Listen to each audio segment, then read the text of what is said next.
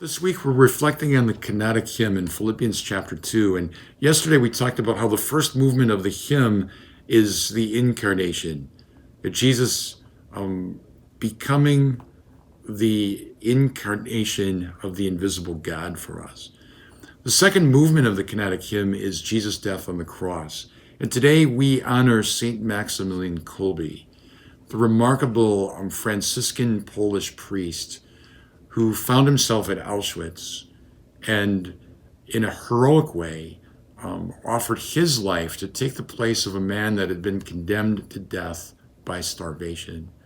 In his brief but heroic time at Auschwitz, Father Kolbe said secret masses, heard confessions, talked people out of suicide, often gave away his food ration, did extra work so that the people around him would find blessing even in this hellish place.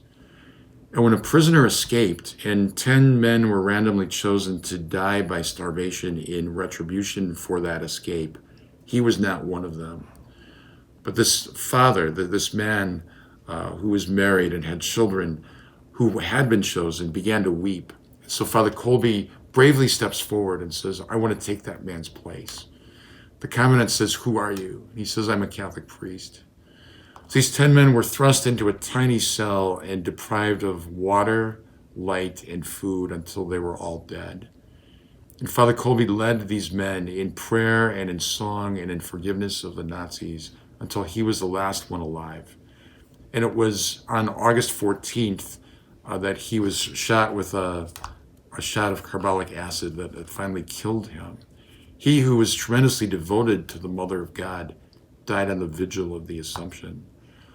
Today we ponder that heroism, that death, that martyrdom in union with Jesus' crucifixion.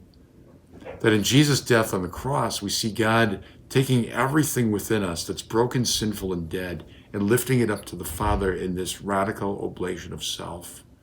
And so we honor Jesus crucified, because it's in his death on the cross that we are saved.